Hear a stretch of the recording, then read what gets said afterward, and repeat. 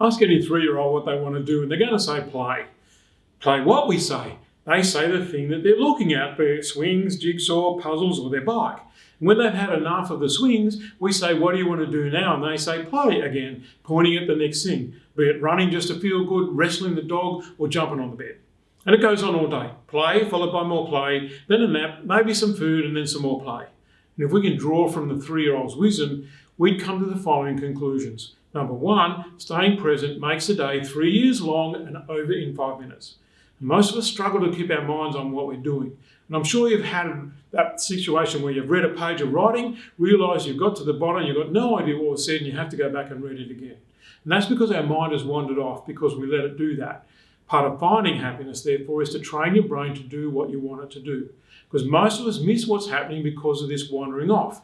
Missing it means that it feels like it never happened, which is what most people say about their kids growing up, that it kind of happened while they weren't watching.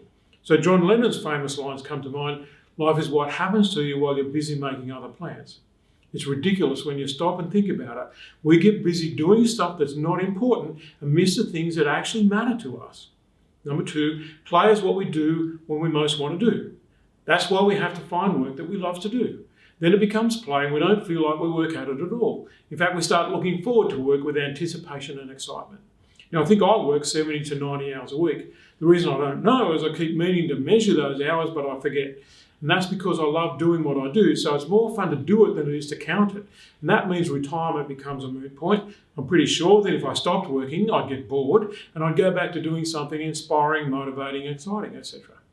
And when you're doing work that you love, you also become highly profitable, which solves some of the other problems in life. 3, you have to decide to be happy, not find happiness. Happiness is actually living within us, yet we've been taught that we have to go search for it.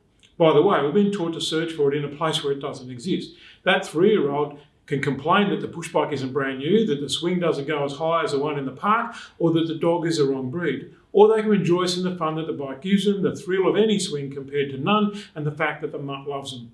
For us, we can decide that doing the ironing is a chore, a duty, or just a pain in the backside. Or we can do what my mother-in-law did and decide that it's a joy to be contributing to the family in some small way. Either way, happiness is a decision we can make moment by moment.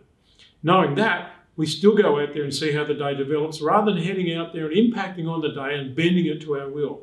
The most obvious illustration is the fact that we sit and watch the news, finding out what's gone wrong in the world and traumatising ourselves and our children who have to shut up and listen because all that crap is so important. We could just as easily turn on a comedy show and laugh our way into each other's hearts in the lead up to dinner. I'll leave that choice up to you.